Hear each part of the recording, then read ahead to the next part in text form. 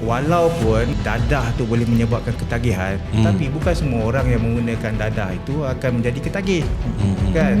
Jadi apabila seseorang tu bereksperimentasi ataupun mula menyalahgunakan dadah ataupun bahan tu, dia akan melalui tahap-tahap tertentu ataupun corak penggunaan yang tertentu sebelum dia sampai tahap penggunaan yang bersifat ketagih tu tadi.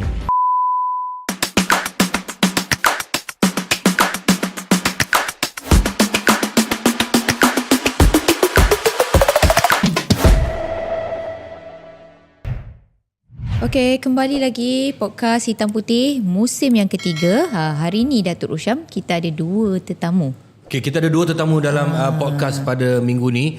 Dan tajuk minggu ni agak sengsara sikit kalau nak dengar, iaitu dadah membau sial. Dadah membau sial. Sebenarnya. Tapi kalau dekat hospital tu, dadah tu digunakan untuk perubatan. Datuk. Dia ada dia punya sukatan dia. Sukatan dia. Dan memang keperluan dalam perubatan pun. Tapi yang hari ni tu kita nak cerita ni adalah memang betul-betul drug yang ketagihan dadah. Drug addict. Dan kita bersama dengan Encik Hafizi dan juga Encik Satish daripada Pengasih. Selamat datang Encik Hafizi dan Satish. Terima kasih Datuk. Terima kasih jemput kami daripada Pengasih. Pengasih ni sekarang dekat mana? Dekat Pengasih, ibu pejabat kami kat Pengasih tu dekat Bukit Tengku. Bukit Tengku. Bukit Tengku ya. Tempat rawatan dia dekat Tempat rawatan kita ada di 9 cawangan sebenarnya kan, tapi rumah Pengasih adalah di Kuala Lumpur, di Bukit Tengku tu. Tapi kami tak lama lagi insya-Allah akan berpindah ke Kompleks Cinta Manis di Bentong Pahang. Di Bentong. Jadi tempat yang kami dah duduki tu dah 32 tahun dah kan. Jadi rumah Pengasih tu dah terlampau lama usang. Dan kami akan berpindah kami punya pusat rawatan pemulihan di Bentong Pahang. Baik Cik Hafizi, Cik Satish, saya sebelum kita bincang pasal dadah membau sial ni kan, mungkin ramai orang kat luar tu marah, tapi saya nak tahu jenis-jenis dadah dulu. Dadah ni apa jenis-jenis yang boleh membawa kemudaratan? Mungkin boleh cerita sikit, boleh kongsi ke? Okay, sebenarnya definisi dadah ni adalah bahan kimia yang boleh mengubah fungsi tubuh badan apabila digunakan. Dan perubahan yang boleh disebabkan apabila seorang itu menggunakan dadah adalah perubahan dari sudut fisiologi dia, iaitu fungsi tubuh badan dia seperti koordinasi tubuh badan, pergerakan, energi, dan juga dari sudut psikologi, iaitu perubahan mood, perubahan tingkah laku, perubahan dari sudut kesedaran, dari sudut consciousness, dari sudut pembuatan keputusan dan sebagainya. Okey. Dadah ni Cik Satish, dia ada orang kata gam pun masuk dalam kategori dadah lah. Ya, masuk dalam. Gam lagi? Dia ada gam, lepas tu amfetamin type stimulan ni adalah stimulan yang zaman sekarang ni lah. Yang membuat kita stimulan, it's a stimulan drug. Seperti ais, syabu kan nama dia kan. Lepas tu pil kuda, Heroin 5, kokain. Ganja? Okey, ganja adalah dia downers. Ganja dia punya kategori downers. So dia punya dia bukan stimulan punya drug lah. Tapi dia dadah jugalah. Tapi dia dadah. Apapun jenis yang dapat menghayalkan lah istilahnya. Menghayalkan itu adalah dadah sebenarnya. Yes, yang merosak kita punya fisiologi. Cinta dadah lah. Cinta depend lah. Cinta berhayal juga cinta dadah. Kan? Okey, statistik penagih dadah di negara kita. Apa yang saya baca ada statistik tahun lepas 6 bulan pertama adalah sebanyak 118,900 lebih dalam tempoh 6 bulan pertama aja, dan majoriti di antara jumlah 118,000 itu adalah 64% adalah dalam kalangan belia. Orang muda belia. Sebab apa belia Cik Satish? Mungkin sebab kalau menurut saya kesedaran tu tak ada, betul. Kesedaran, that means kita kena beri kesedaran kepada belia, especially yang dekat sekolah, especially bila dia masuk secondary school kan. Kesedaran tu tak ada, so kemungkinan untuk dia orang jatuh is because dia orang tak ada awareness lah tentang dadah ni. Perlu tak dekat sekolah tu kena ada macam awareness yang kerap kali? Okey, kalau menurut saya secara peribadi yang pernah lalu proses dia, saya rasa perlu. Kita perlu memberi kesedaran. Seperti mana kita beri awareness tentang medical issues kan, tentang diabetes, tentang cancer, tentang penjagaan badan and all that. So ini pun satu penyakit. So awareness tu sangat penting lah kalau menurut saya yang pernah lalu proses ni. So the awareness has to be given lah kepada yang especially pada budak-budak Youngster. remaja ni lah, youngster ni. Ya. Okey, sekarang ni sebenarnya aku bercakap dengan orang daripada pengasih. Tapi memang dia orang duduk pengasih, tapi dia orang adalah bekas penagih dadah. Betul tak? Betul. Betul tu. Dia orang adalah bekas penagih dadah dan orang yang paling tepat untuk bercakap tentang dadah ni yang membawa sial dalam kehidupan ni. Jadi mungkin Cik Hafizi. Cik Hafizi marah saya sebab saya kata dadah tu membawa sial. Marah saya ke kena tak tajuk ni? Apa kena sial tu terlampau kasar sangatlah, bawa mudarat. Sial tu kasar sangat. Adakah Sebab Datuk macam ni. Sebab okey macam ni. Walaupun dadah tu boleh menyebabkan ketagihan, tetapi bukan semua orang yang menggunakan dadah itu akan menjadi ketagih. Kan? Jadi apabila seseorang tu bereksperimentasi ataupun mula menyalahgunakan dadah ataupun bahan tu, dia akan melalui tahap-tahap tertentu ataupun corak penggunaan yang tertentu sebelum dia sampai tahap penggunaan yang bersifat ketagih tu tadi. Dia bermula dengan eksperimental. Kan, iaitu tahap pertama adalah tahap cuba-cuba. Ni yang di mana episod pertama kali remaja try guna dadah, try tu, try ni, tapi tak sangkut kan. Lepas tu ada yang lepas bereksperimentasi dah melalui fasa tu, habis fasa tu dia berhenti. Dia tak progress lagi ke tahap seterusnya. Tetapi ada yang selepas bereksperimentasi, dia suka rasa dadah tu, dia progress kepada tahap kedua, iaitu tahap penggunaan secara rekreasi. Itu ketagihan Recreational lah. user. Tahap ni lah apabila ada pengguna-pengguna yang menggunakan dalam setting sosial. Bila ada kenduri kendara, bila ada parti, bila lepak-lepak, bila nak tengok konsert, ini. Tapi penggunaannya tahap ini je, tahap recreational. Oh, belum ketagihan. Kan? Dan ada yang boleh menggunakan dadah dalam corak penggunaan yang macam tu je, tak sangkut kan, sesekali je guna bila ada setting-setting sosial. Okey, faham. Tetapi ada juga yang akan naik progres ke tahap seterusnya yang dipanggil tahap penggunaan yang kerap, maknanya kuantiti meningkat, kekerapan meningkat. Tetapi walaupun penggunaan dia meningkat, kerap, tapi dia masih fungsional, boleh bekerja, kan, boleh menjalankan tanggungjawab, kan.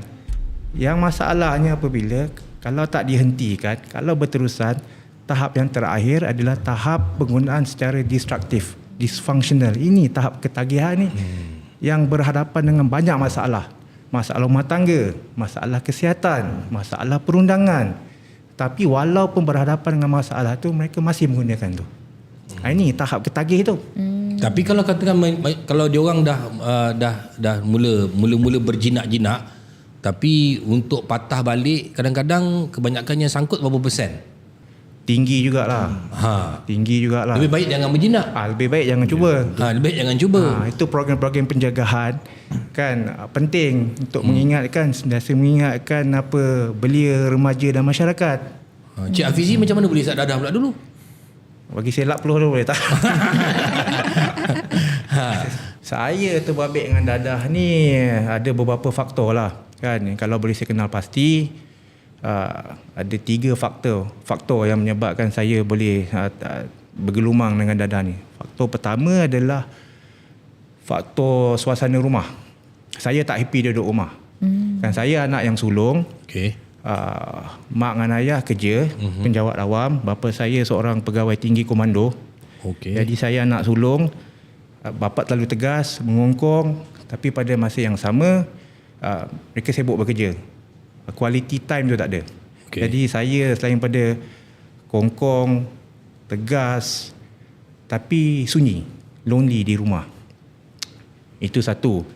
Jadi saya cari outlet kan adalah melalui rakan-rakan. Saya keluarlah. Bila mak bapak sibuk kerja, saya cuci keluar, jumpa kawan kan. Mula mokok, mula kena gam. Jadi bercampur dengan kawan-kawan, saya rasa diterima, saya rasa difahami kan. Jadi pada try, macam-macam saya try. Lepas tu lama-lama sangkut. Bermula dengan rokok, Mula dengan rokok, lepas tu gam, lepas tu ganja, lepas tu pills, lepas tu alkohol. Tapi saya punya dadah pilihan adalah heroin. Jadi tu satu tadi yang saya nak sentuh tadi, faktor suasana rumah, saya tak happy. Kedua tadi faktor pengaruh rakan-rakan. Dan bila saya rasa difahami, diterima. Lepas tu ketiga, faktor diri saya memang degil. Jadi ada 2 pusar ni. Saya memang pada Aku kecil. 3. Saya memang pada kecil memang degil.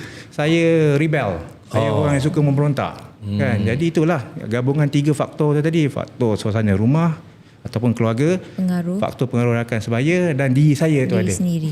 Sifat ingin mencuba, tinggi, sifat ingin tahu, mengambil risiko yang tinggi. Adakah macam memberontak. masa tu rasa macam kalau kita dah cuba benda dadah ni kita rasa dewasa, rasa Rasa megah. cool. Ya, betul. Rasa megah. Rasa cool, rasa megah, rasa berani. Rasa hebat. Betul, Datuk, saya 13 tahun tau tu. 13 tahun dah isap dadah. Ya. Hebat. Okay, champion lah. Bodoh. Oh, yang tu kau boleh panggil bodoh pula. Aku cakap dadah bawa sial kau tak nak terima ke? Saya memang dulu bodoh, pemalas, lenga semua ada. Itu pasal mudah terpengaruh. Satish, awak macam mana boleh isap dadah pula? Okey Datuk. Kalau saya ni actually kan kita cakap tentang tadi remaja yang banyak terlibat dalam penangis dadah. Saya isap dadah lambat. Saya start lebih kurang umur 23 tahun, 23-24 tahun lah. Okey. Saya punya progress saya lambat. Progress dalam penyalahgunaan dadah lah. Okey. So cerita dia macam ni. Saya dalam kita menjadi seorang penagih ni, dia ada 2 aspek. Dia ada external dan juga internal. Okey. Istilahnya external adalah kawan-kawan, rakan-rakan, lepas tu pengaruh suasana environment, persekitaran and all that. Satu lagi adalah diri sendiri. Values yang kita ada dalam diri sendiri. Okay, apa yang saya dapat kenal pasti adalah saya ni bukan seorang yang tegas. Memang dari kecil ambil keputusan tak pernah tegas. Anything, it can be anything. Susah nak say no. Lepas tu apa-apa anything, rasa ingin cuba tu sangat tinggi. Contoh saya nak bagi, kalau saya pergi kedai dulu waktu saya muda dulu lah, pergi kedai minum minuman kan, saya akan pergi pilih menu yang pelik-pelik. You understand? So yang saya dapat kenal pasti sekarang ni lah. Sekarang saya sedar sebab ni kot saya macam ni. So saya ingin cuba. Dan satu lagi adalah saya terlalu confident bahawa apa pun terjadi pada diri saya, ada orang akan bantu saya. That is actually a negative setback lah kalau menurut saya lah kan. Terlalu confident. Saya jatuh tak apa, ibu bapa saya ada, kawan-kawan saya ada, family saya ada, kan. So those are the things yang buat saya tak pernah fikir sebelum mencuba lah. And then saya ketagih tu sebab the first time is because of my partner lah. Saya buat business dulu. Okay, my business partner ni dia seorang penagih juga, dia pengguna dadah juga lah. So bila dia tawarkan pada saya, tanpa ragu saya cuba. Dadah jenis apa tu? Saya amphetamine. That means methamphetamine ice lah. Kalau sekarang ni syabu lah. Ice baby. Maknanya partner you sendiri? Yes, partner saya sendiri. So itu yang pencetus saya yang awal pertama kali, because the trust I had on my partner kan, kita buat bisnes sama-sama, susah sama-sama, membangun sama-sama and all these things. Apabila dia buat, saya rasa okey lah, boleh, no problem. Tengok dia okey je kan. Dia saat tu dia okey lah. Sekarang saya tak nak cerita lah, dia yang tahu apa jadi. So that is the first time kenapa saya cuba dadah tu. And then apabila dah cuba, dah rasa sedap, memang nak lagi lah. Terus terang lah, jujur lah, itulah cerita dia. And then I continued lah saya punya penagihan. And then in the beginning, that means seperti Abang Hafizi tadi cakap, dia bertahap tau, That means in the beginning, apabila kita cuba tu, awal-awal tak ada isap dadah, tak ada orang hari ni isap dadah, besok kena tangkap polis, lusa masuk penjara, tak ada. Dia bertahap, dia akan ambil masa. That means in the beginning, masa dia bukan masa pendek, panjang. Saya awal 2-3 tahun no problem. Kerja ada, family masih okey, kewangan saya masih okey, saya masih boleh control myself. Istilahnya control lah. Sebab awal-awal gunakan untuk kerja. Kita rasa macam makan vitamin, you feel that makan vitamin I can function more kan. Buat roadshow kat mana-mana, bla bla bla and all these things. Tapi lama kelamaan apa berlaku is, step by step I lose control of myself. I see. Dalam arti first thing is saya punya disiplin diri lah. Kan, tak cukup tidur, nak bangun pagi kerja susah. Kan, bila tak pergi kerja, problem kat masalah keluarga dekat tempat pekerjaan pula. And then bila tu tak boleh accept, because I feel that I'm working hard, but I'm not following the system. That means I break the system lah. Di situ awal-awalnya lah. Lepas tu masalah keluarga pula. And because kita bila ada masalah kewangan, automatik dekat rumah isteri semua bising kan. And then Masa tu dah kahwin dah? saya dah kahwin. Saya start isap dadah tu bila dah ada anak. Saya anak 3 orang.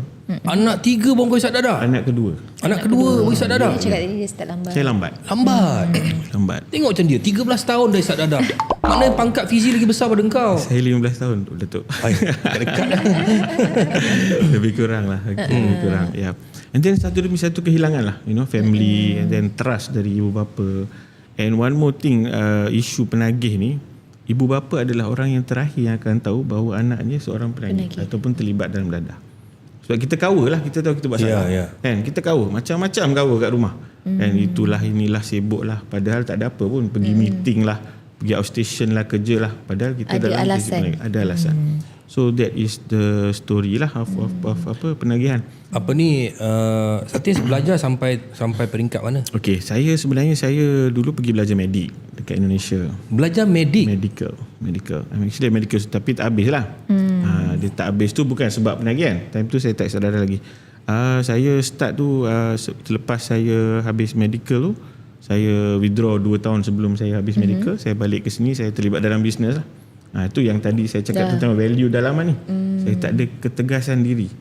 Ingin cuba tu ada. Time belajar, datang bisnes, dapat duit sikit dah. Saya tinggalkan pelajaran. Tapi awak belajar medik, macam mana awak tahu yang dadah ni boleh merosakkan awak? Kenapa awak ambil? Soalan yang bagus. Tapi dalam proses pembelajaran medical ni, kita hanya belajar tentang kimia-kimia yang ada dalam medical. Tapi kita tak belajar tentang dadah. Syabu semua saya tak kenal. Terus terang saya cakap. Mungkin sekarang benda tu dah awareness dah tinggi lah kan. Tapi zaman saya tahun 2000 dulu memang masih kurang lagi lah. Yang kita tahu ganja sajalah. Betul. Macam Hafizi kan tadi kata bermula dengan umur 13 tahun. 13 tahun tu you dah start and then dah membawa kepada 14, 15 sampai berapa lama tempoh you masa sebelum you join pengasih tu? Berapa lama tempoh you daripada umur 13 tahun tu? Saya mula macam saya cakap tadi kan, penggunaan dadah saya ni bertahap. Jadi saya punya episod pertama tahap cuba-cuba tu eksperimental tu masa usia saya 13 tahun. Itu yang saya try banyak benda tapi tak sangkut. Kan. Tapi lepas tu masih berterusan penggunaan tu kan, tapi masih saya boleh kawal kan. Saya cakap tadi penggunaan tahap rekreasi tu, mana umur 14 tahun, umur 15 tahun saya masih menggunakan dadah, tapi belum sampai tahap yang dysfunctional ataupun tahap destruktif tu tadi. Saya masih boleh pergi sekolah. Tapi selalu ponteng sekolah kan. Lepas tu bila ponteng sekolah kena gam belakang-belakang lorong dengan kawan-kawan apa semua, tapi happy kan. Ponteng-ponteng sekolah, kepala berisi berdengung. Tapi yang teruk tu bila penggunaan bahan saya ni tahap rekreasi pada waktu tu, tapi saya punya tingkah laku dah teruk. Maknanya degil tu dengan ponteng sekolah, kena buang sekolah. Lepas tu ada masalah disiplin kat sekolah sebab lebih kepada pergaulan kan. Jadi saya ditukarkan sekolah. Dulu saya saya bersekolah di Ampang, sekolah menengah Taman Seraya Ampang. Tapi pasal saya banyak masalah disiplin dekat sekolah, ibu bapa ambil keputusan untuk pindahkan saya sekolah di kampung. Jadi daripada budak KL dah mula berjinak dengan dadah, duduk kampung pula dekat KL, kena kongkong kat sana bebas. Freedom Bebas. Duduk dengan nenek dengan atuk. Jadi saya dah memang dah ada penglibatan dengan bahan-bahan terlarang ni. Jadi kat situ lagi bebas lah, tak ada kongkongan. Maknanya keputusan bapa dengan mak salah hantar kampung lah, sebab kat sana awak lagi function lah. Dia orang pun tak boleh deal dengan saya. Satu, mak dengan ayah sibuk kerja. Mak lah kerja hari-hari kerja. Lepas tu saya bagi tekanan pada dia. Jadi dia orang tak boleh deal dengan saya. Kalau saya duduk KL pun lagi teruk. Dia orang ingat kan, saya dengan saya memberontak, lari rumah dan sebagainya. Hantar kampung, ingat saya boleh reda lah kan. Tapi saya masih continue. Mana kau ambil duit? Itu duit belanja sekolah. Lepas tu saya minta nenek, minta atuk kan. Saya cucu kesayangan. Apa saya minta bagi pergi sekolah berantar, balik sekolah berjemput. Lepas tu kadang-kadang rokok pun dia orang belanja beli kan. Saya minta beli umur 16 tahun. Jadi itulah, saya nenek dengan atuk sangat sayang saya lah, manja dengan saya. Lepas tu dah teruk lah saya sebab tak ada pengawasan kat situ kan. Saya buat cara saya buat kepala saya, jadi penagihan saya teruk lah kat situ, teruk. Dekat Kuala Pilah Negeri Sembilan tu. Saya kat kampung teruk saya punya penagihan. Pasal tak ada pengawasan, tak ada pantauan, tak ada disiplin. Saya bebas buat apa yang saya nak buat. Jadi teruk sampai saya umur 19 tahun kan, dan menggunakan jarum suntikan apa semua. Dah mula Dia menggunakan jadi doktor lah. Jadi dah teruk tu sampailah saya kena tangkap. Lepas tu saya dimasukkan ke rumah pengasing untuk menjalani pemulihan. Ketika itu adalah berumur 19 tahun. 19 tahun. Jadi saya punya sejarah penggunaan tu daripada usia 13.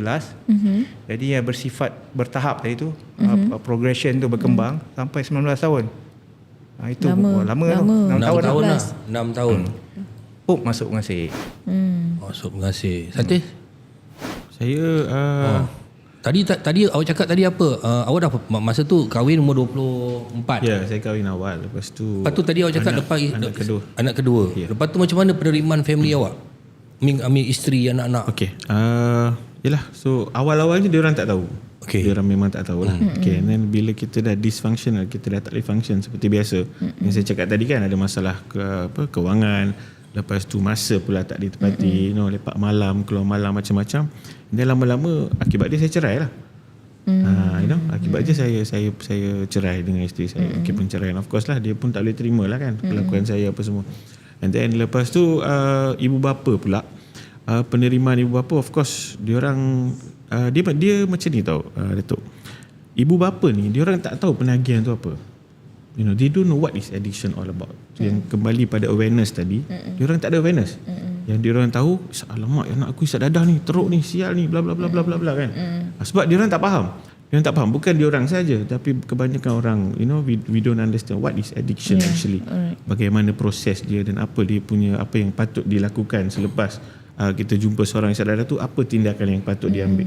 So apa yang akan berlaku, diorang sisihkan kita lah. And kena halau dari rumah, apa pun kita buat salah. And all these problem. Itu yang membuat seseorang tu menjadi lebih teruk. Sebab tak diterima. If we have a problem, kalau kita ada masalah, kita ada hubungan baik dengan keluarga tu ada. Tapi apabila kita contoh kita sakit, pergi jumpa doktor. Bila doktor halau kita, mana kita nak pergi? So bila kita sebagai seorang yang ada masalah, kita pergi jumpa ibu bapa tak tahu macam mana nak handle. Betul. So where do we go? Itu isu dia. So bila kita tak ada tempat nak pergi, kita punya Tuhan tu adalah best friend kita lah.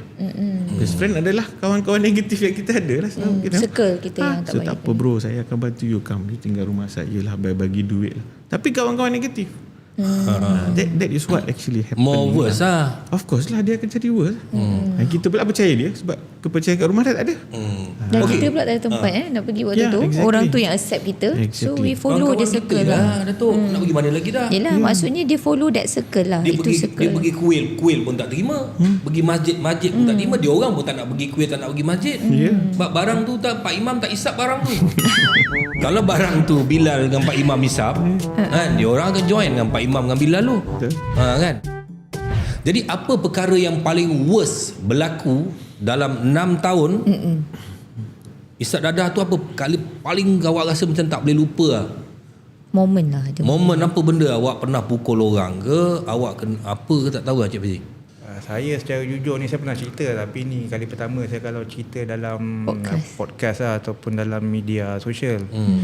Saya pernah mengalami depression tu. Saya pernah mengalami depression pasal very alone, lepas tu dengan gian, lepas tu dengan duit tak ada, lepas tu sedih, hampa kerana usaha saya untuk berhenti dalam tempoh 6 tahun tu sering mengalami kegagalan.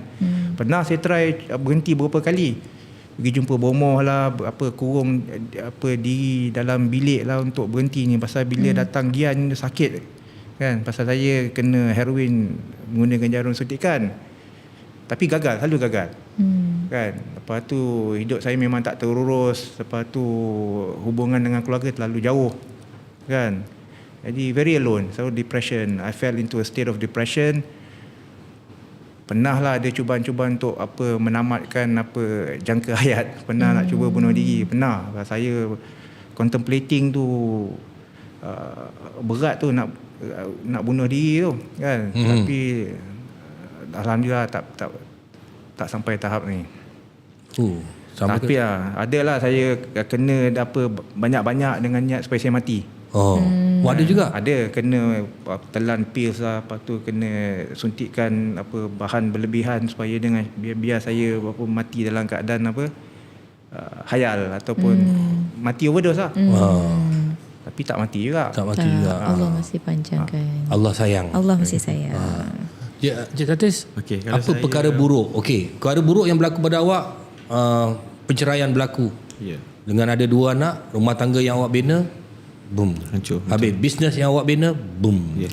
Family yang awak ni pun, boom. Yes. So apa lagi yang paling teruk yang mungkin nak kau share dengan Okey, kita orang? kalau nak terus terang lah, sama lah bang first time nak declare, tapi saya hilang segala-galanya Datuk.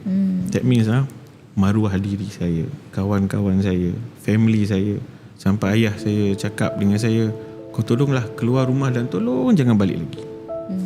Mungkin dia tak sujud kaki, itu je yang dia tak buat, tapi maksud dia tu lebih-lebih dari itulah. And then ibu saya pernah cakap sekali tu, kalau saya mati kau jangan datang, saya punya my funeral kan.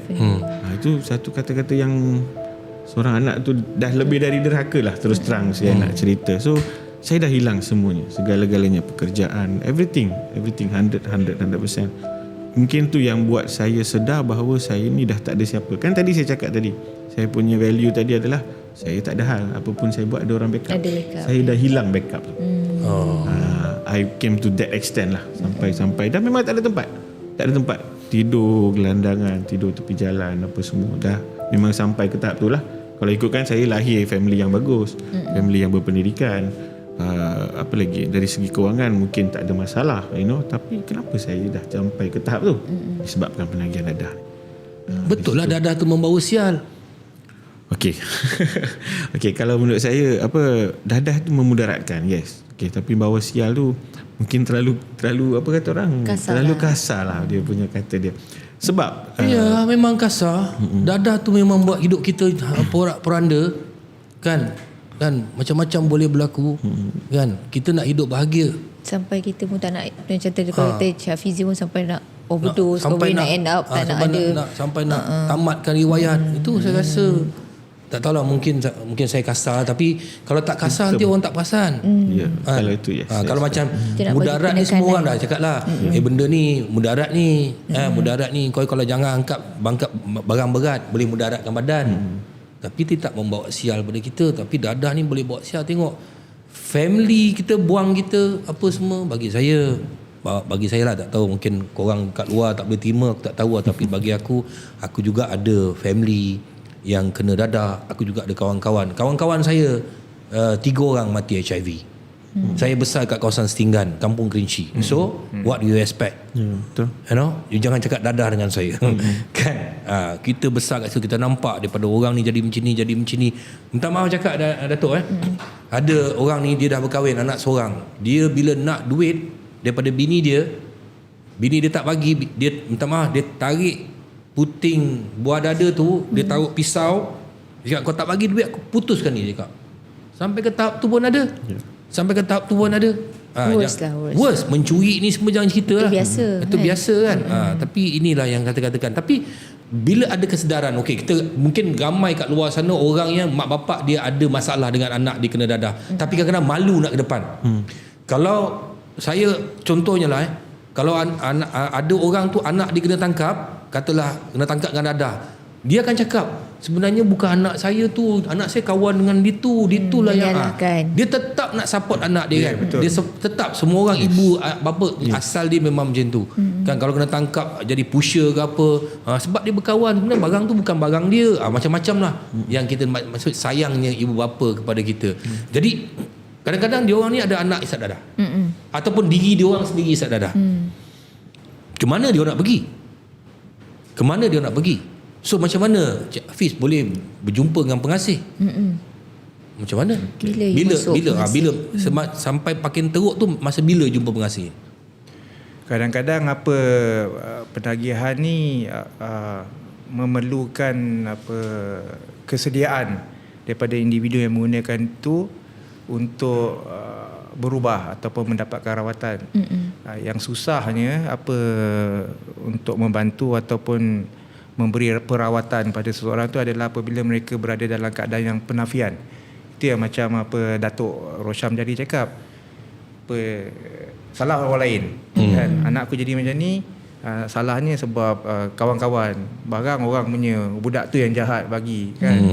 Jadi kadang-kadang itu dalam penafian, dia tak nampak yang anak dia pun menyumbang kepada permasalahan tu. Dan ada juga pengguna dadah ataupun penagih dadah yang menggunakan dadah, lepas tu dia tak nampak yang problem tu dari dia. I'm not an addict, aku bukan penagih, aku mengguna tapi aku masih kerja, aku masih boleh ni, nampak. Tak ada pun apa bergelandangan, tak ada pun duduk tepi jalan bawah jambatan semua, tak ada. Jadi buat apa dapatkan rawatan. Jadi itu. Jadi untuk rawatan tu menjadi lebih berkesan, seorang tu perlu ada kesediaan dan perlu ada willingness lah untuk berhenti satu. Tetapi pada masa yang sama juga untuk penagihan ni, untuk merawat penagihan ni, dia perlukan intervensi. Tak semestinya nak tunggu sampai tahap kesediaan tu baru datang kan. Itu kadang-kadang keluarga dia buat pelaporan ataupun dia buat dia perlu mendapatkan khidmat pakar profesional untuk melakukan intervensi itu, jumpa kaunselor, jumpa pakar psikiatri penagihan, ataupun kalau perlu ada ibu bapa yang memaksa anak dia kan, walaupun tanpa kerelaan anak dia masuk untuk mendapatkan rawatan. Ada ibu bapa yang mengambil tindakan yang this has to stop, he needs to be in a rehab. Ada yang buat macam tu. Jadi berapa lama Encik Hafizi kat Pengasih? Saya kat Pengasih ni daripada usia saya 19 tahun. 19 tahun. Jadi sampai sekarang dah lagi 2 bulan genap 27 tahun. 27 tahun. Saya ni practically membesar dalam Pengasih. Saya belajar tentang hidup. Saya belajar seperti mana apa yang saya lalu, yang saya jadi hari ini. Kan sebahagian besarnya adalah daripada keberadaan saya dalam Pengasih tu. Saya membesar dalam Pengasih. Maknanya adalah lihat kawan-kawan yang mati HIV. Ada. Mati HIV ada, bercerai berai ada. Tapi bukan tu saja. Yang berjaya pun ramai. Saya tengok orang yang ada HIV, orang yang hidup dengan HIV dah 32 tahun. Kawan baik saya sekarang masih bekerja dengan saya kan. Seorang yang positif, seorang yang berjaya lah dalam hidup dia. Kan, kembali ke pakal jalan, balik kepada agama, menjadi kebanggaan pada keluarga dia, pada masyarakat, pada saya juga. Saya sangat terbakar motivasi tengok dia. Dan give back to community. Ya, bukan hanya keberadaan saya dalam Pengasih tu tengok yang cerita-cerita sedih, negatif, mati-mati, gila-gila ya, tapi yang berjaya pun ramai. Dan kadang-kadang bukan saya tanya apa tu. Kadang-kadang orang nampak Pengasih orang ni. nampak ni yang Pengasih ni takkan aku nak masukkan anak aku kat Pengasih. Betul. Dia mana tak aku nak nampak, letak muka aku. Dia tak nampak yang positive side, dia nampak yang negative side. Sebab Encik Hafizi ni pun merupakan presiden Pengasih daripada Julai. Daripada baru lagi ni. Baru beberapa bulan. Sehingga kini lah. Menggantikan menggantikan presiden sebelum ni, Allahyarham Tuan Haji Ramli Abdul Samad. Yang kembali ke rahmatullah baru-baru ni. Jadi saya ganti tempat dia lah. Berapa ramai penghuni dalam rumah Pengasih setakat ni? Dalam rumah Pengasih sekarang pada masa ni kita ada dalam 50 orang. Tetapi sejak kewujudan Pengasih ni, sejak kita rumah Pengasih ni beroperasi daripada 1993, rumah Pengasih ni beroperasi sampai sekarang, maknanya dah 30 tahun lah. Lebih kurang 2,000 orang lah yang kita dah terima, dah rawat, yang dah menjalani pemulihan tu sejak 1993 sampai sekarang ni. Dan ramai tak wanita dalam rumah Pengasih ni? Tak ramai. Golongan wanita adalah golongan yang minoriti. Tapi ada. Tapi ada. Cik Satis bila masuk Pengasih? Macam mana boleh masuk Pengasih? Saya dalam Pengasih ni dah hampir, kalau Disember ni dah 4 tahun lah, genap 4 tahun. Okey, saya mungkin pertama saya anggap bahawa Tuhan masih sayang saya lah. Okey. Dan ibu bapa saya sebenarnya. Ibu bapa saya yang survey untuk tempat untuk rawatan, dan dia orang dapat tahu tentang Pengasih. Lepas tu saya dihantar ke Pengasih Aman Jaya di Perak dulu. So saya menerima rawatan kat sana lah selama 1 tahun. Umur berapa tu masa tu? Saya about 5 years ago lah. Ini sekarang 34, 35. 34. Maknanya lama juga you main dadah ni Lama Datuk. Saya almost 15 years lah. About 15 years. Badan tak macam ni dulu, kurus lah. Dulu kurus lah. Sangat-sangat kurus. Setengah hari berani kot. Kan muka cengkong apa semua. Okey, apa yang tertariknya bila you masuk pengasih tu? You rasa? Okey. Sebab biasanya saya tengok pengasih ni banyak orang Melayu kan. Tak juga, memang majoriti Ada. Melayu, Majoriti tapi Melayu ada kan? pelbagai bangsa ada. Ya. Mix lah. Okey. So kalau saya peribadi, saya seperti saya cakap tadi lah, mungkin saya dah kehilangan segala-galanya bila saya masuk pengasih ni. So bila saya masuk pengasih ni, saya nampak pertama adalah ada contoh tauladan, that means role model lah kan. Ada orang macam Abang Fizi sendiri kan, dah 20 tahun. Macam mana dia boleh buat ni? 20 tahun berhenti isap dadah. Kita nak berhenti isap dadah sehari pun susah. Ini 20 tahun, 30 tahun. Pakaian segak, diorang boleh belajar, diorang boleh kembali lagi ke, diorang pula yang bagi motivasi pada orang lain. Kan? Bayangkan dia punya, yelah, kadang penagih dadah ni bukan kadang, memang dianggap sampah masyarakat. Tapi sampah ni pula boleh jadi master degree holder, boleh jadi ada kejaya, ada family. Diorang boleh hidup, diorang ada values, ada nilai lebih daripada orang biasa yang tak pernah isap dadah pun. So those are the things yang buat saya motivate diri saya bahawa saya ni boleh. Lepas tu of course kembali lagi kepada program, kepada rawatan yang berjalan di sana lah. Saya mula mengenal pasti masalah saya ni apa. Sebab sebelum ni memang nak berhenti isap dadah pun kan, siapa nak isap dadah setiap kali. Itulah kata orang, janji penagih ni setiap kali isap dadah nak berhenti, setiap kali isap dadah nak berhenti, setiap kali isap dadah nak berhenti. Tapi tak tahu cara macam mana nak berhenti. So dia kena ada unsur paksaan dari awal tu, memang kena ada lah. Okay, that means because nobody will come and say, bang saya surrender, saya nak, no, it's impossible. Kan? Pertama dia tak tahu nak pergi mana, kedua dia tak ada keberanian. Dia tak ada keberanian. Tahu-tahu kita cakap saya isap dadah, tahu kena tangkap polis tadi. Kan? So siapa nak declare bahawa dia ni seorang penagih dalam mencari jalan keluar ni. So bila saya dimasukkan sana, saya lalulah program tu. So dalam program tu saya nampak value diri saya sebenarnya siapa. It's actually basic discipline lah. I mean, Datuk, to be very honest kan. Apa yang diajar di pengasih adalah basic disiplin yang seseorang hilang apabila dalam zaman penagihan ni. Values in life lah. Yelah, but that value is really important Yes, lah, it's because very important. orang-orang yang addicted ni dia memang need a very positive punya support system sebenarnya kan. And it's not easy to nak counter mindset yang dah ketagih. Betul. Barulah sedap, kenapa bapak saya dulu kan. Zaman dulu kan dia suka kena bangun pagi, kena buat ni, kena bersihkan katil sendiri. Betul. Why? Padahal saya ada pembantu rumah. Kenapa saya kena buat? But this is not about the pembantu rumah. It's about you yourself. your values. Pengasih teaches values in life. Di situlah saya sedar bahawa saya pun ada, saya punya I have my future lah. Kan. Dan dulu medik tak siap. Lepas buat bisnes tak jadi kan. Lepas tu penceraian. Dapat jadi doktor juga Tak. Doktor tu lah. Doktor. Tapi saya sendiri tak ada lah. Kan? So when I masuk pengasih, saya nampak bahawa saya boleh kembali. Dan sekarang you sambung study Okay. dan sedang, selepas masuk pengasih ni, then that's why actually masukkan pengasih adalah my parents punya choice. Okay. Sepatutnya habis rawatan setahun saya keluar balik. But while I was going through the rawatan, saya nampak bahawa saya ni boleh pergi. Okay, I saw that di diri saya ni ada nilai. Saya jumpa siapa diri saya sebenarnya. Then lepas tu saya buat option yang sendiri adalah saya call Abang Fizi lah waktu itu. Saya call, saya minta peluang untuk saya nak ambil ni sebagai satu kejaya lah. Okay, because I realise that only an addict can help another addict.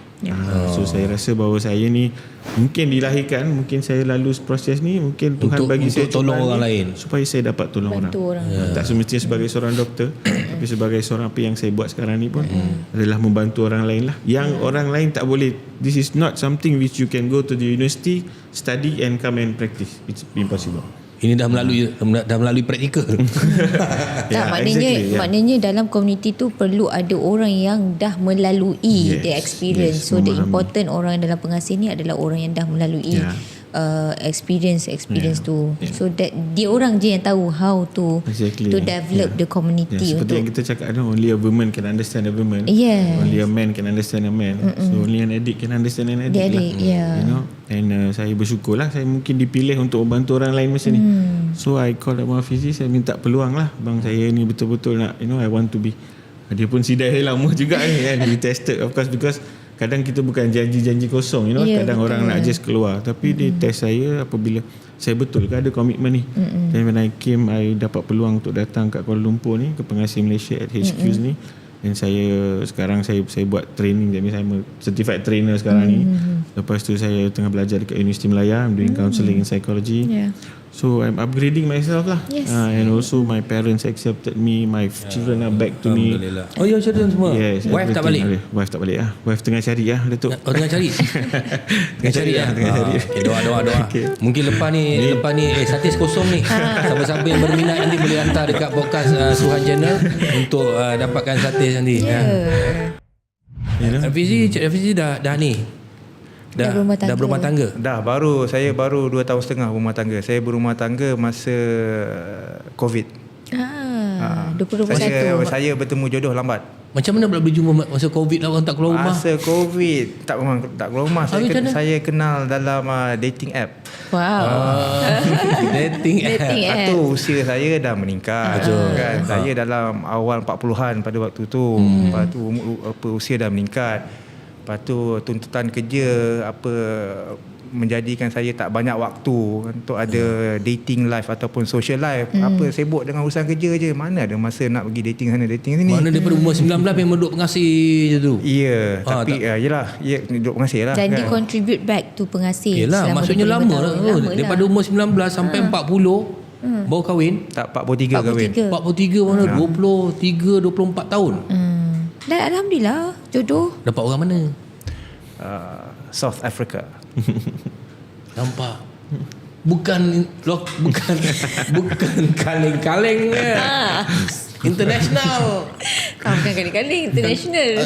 Aku rasa Satis pun kena cari international. Apa tadi nama app tu? Tinder.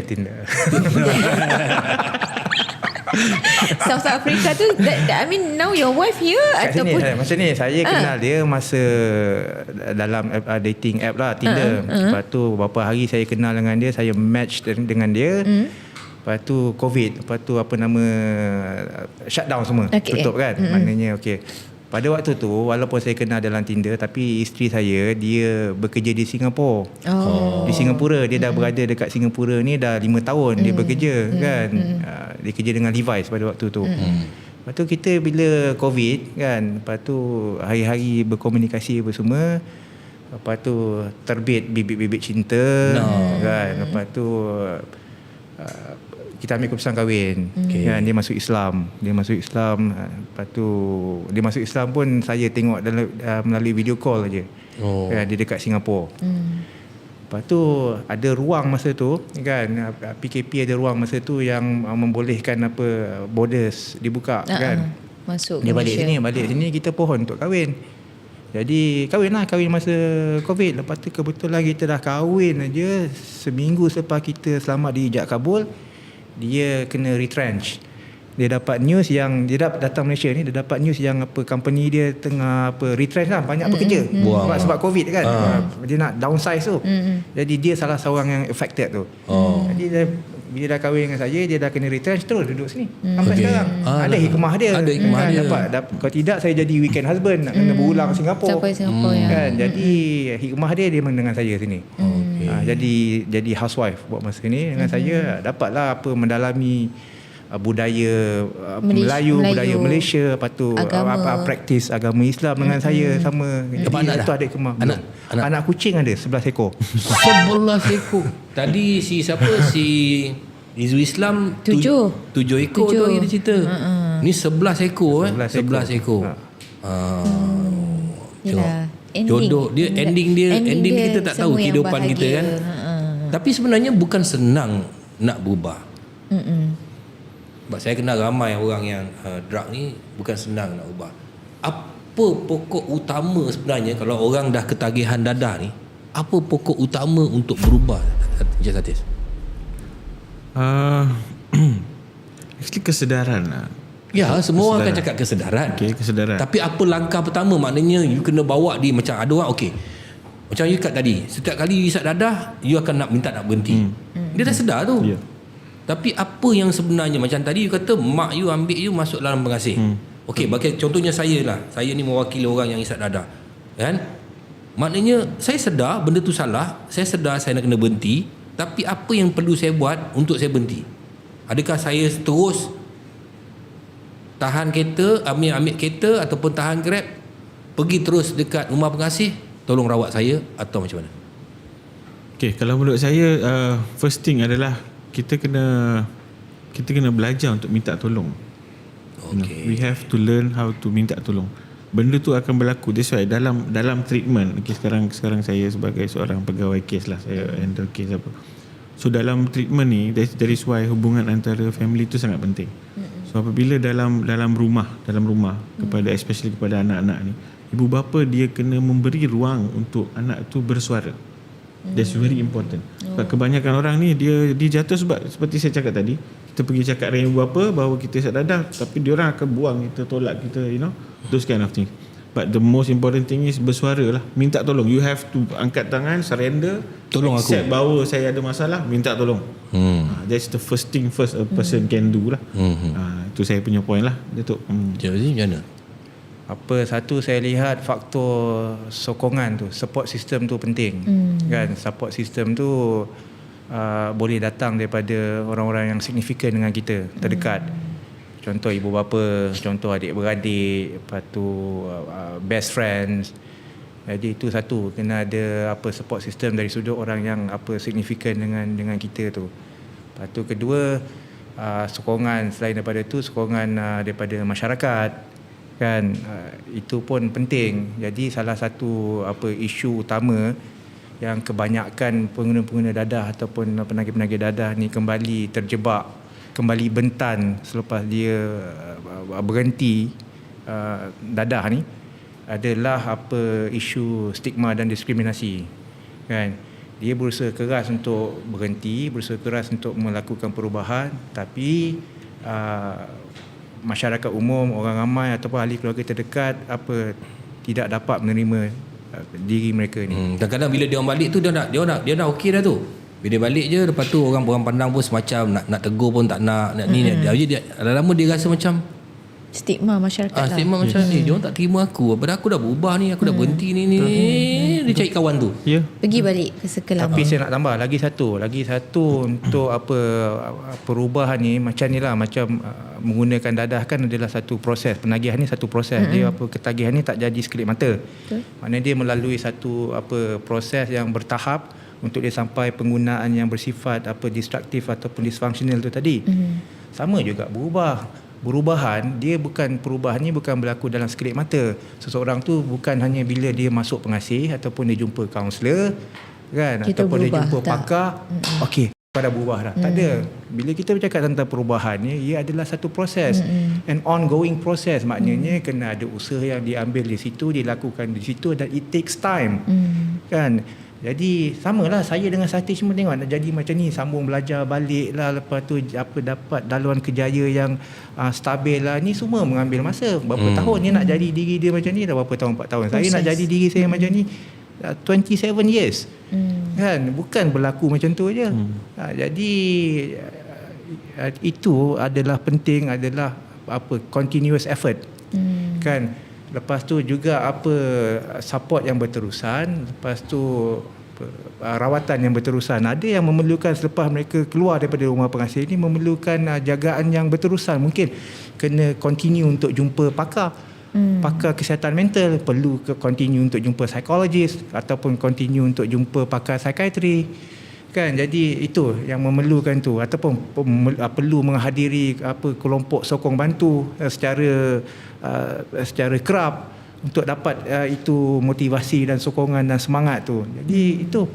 Jadi penyakit ketagihan ni sekarang ni dah banyak kajian yang melihat isu ketagihan ni sebagai satu isu ataupun satu keadaan perubatan yang bersifat berulang ataupun bentan, seperti penyakit-penyakit kronik yang lain.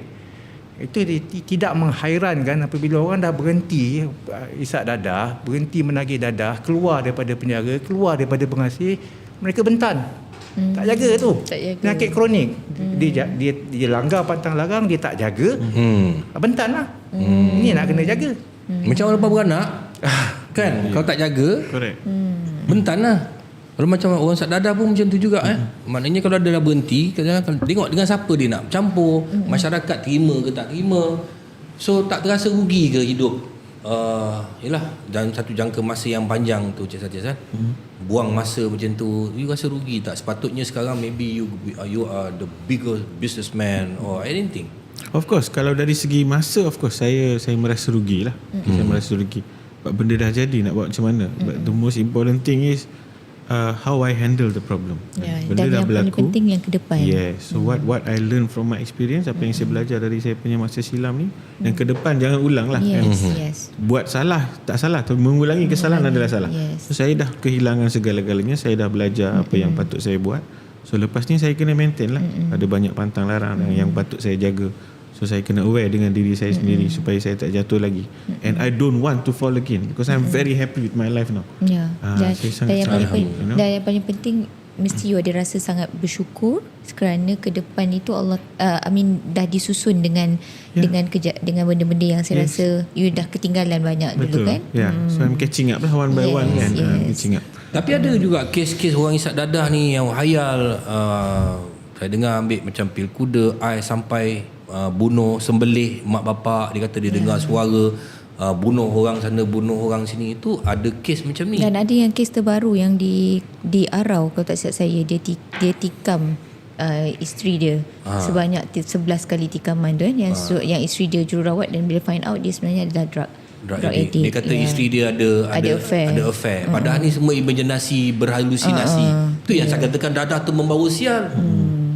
Kalau dah kena macam tu, dah kena kes bunuh, maknanya dia akan kena hang, kena gantung. Tak sial ke namanya tu. Kan dalam kehidupan kita yang sepatutnya bahagia, tapi disebabkan dadah tu hidup kita porak-poranda.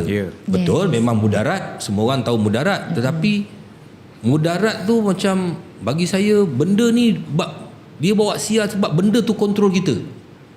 Benda tu kontrol kita. Kita dah tak boleh kontrol diri kita. Mula-mula kita rasa kita boleh kontrol. Macam Cik Satya cerita, Cik Hafizi cerita kan, kita boleh kontrol sikit. Tapi lama kelamaan dia kontrol bila dia kontrol kita, ibarat setan kontrol kita lah. Itu yang sampai boleh bunuh orang, merompak, mencuri, merogol, segala-galanya boleh sebab benda tu dah kontrol kita. Tu saya kata dadah ni boleh membawa sial. Tapi yalah, kita cakap bagi diri kita yang tak kena. Macam orang yang dah kena dan dia orang lebih tahu. Jadi kita borak-borak hari ni bukan kata kita nak menuduh orang tu, tidak. Tapi kita nak tunjuk kat orang semua betapa kalau boleh janganlah mula. Nombor satu daripada pengamatan saya, Datuk, dengan siapa kita berkawan. Itu nombor satu lah. Nombor satu. Kan? Ini Nabi pun berpesan dengan siapa kita kawan. Kalau kita kawan orang masjid, jadi orang masjid. Tapi kena tengok juga orang masjid pun kadang-kadang ada main dadah juga. Ada. Jangan cakap orang kuil ke tak ada main dadah. Ada juga main dadah. Dadah ni banyak jenis kan? Betul. Banyak jenis. Dulu-dulu dadah ni ada 1-2 jenis je. Sekarang dah macam-macam dadah. Advance dia orang ni. Kan? Jadi ini macam penggunaan ketum sekarang. Kan dia atar racun kan. Saya tengok penggunaan ketum kat negara kita ni berleluasa. Berleluasa, tak kira apa peringkat umur. Sebenarnya benda tu bagus untuk dijadikan minuman kesihatan. Tetapi kalau dah ambil dalam tahap yang banyak, tu yang ada term salah guna. Penyalahgunaan. Kan ada tujuan perubatan. Kan, tapi apabila menjadi mudarat ni, menjadi masalah ni apabila disalahguna. Dan kemudian ketagih. Contoh Datuk, apa untuk tujuan perubatan? Ubat batuk, kodin. Kan ubat batuk untuk apa? Untuk batuk lah, sakit batuk kan. Tapi orang boleh salah guna. Nanti yang sampai minum salah guna, campur dengan Coca-Cola, bergalen-galen satu hari, ataupun berbotol-botol satu hari, nampak? Untuk steam. Sama ubat tidur. Ubat tidur untuk apa? Untuk penyakit susah tidur, insomnia. Kan dipreskripsi oleh doktor, tapi ada yang salah guna. So, itu term salah guna ni yang mudarat. Salah guna dia. Okey. Sekarang ni yang yang ada dalam pasaran ni, nombor satu ialah ganja, kokain. Lagi? Ais ataupun methamphetamines. Ais baby. Ada satu lagi yang bahaya sekarang, peningkatan trend ni. Pil kuda. Vape, NPS. Vape. New psychoactive substances, bahan-bahan psikoaktif baru yang belum ada dalam sistem lagi, yang penggunaan dia semakin meningkat. Saya mendapati sekarang ada peningkatan dari segi kemasukan klien-klien kami yang mempunyai masalah dengan vape ni. Maknanya dadah sintetik tapi dalam bentuk vape.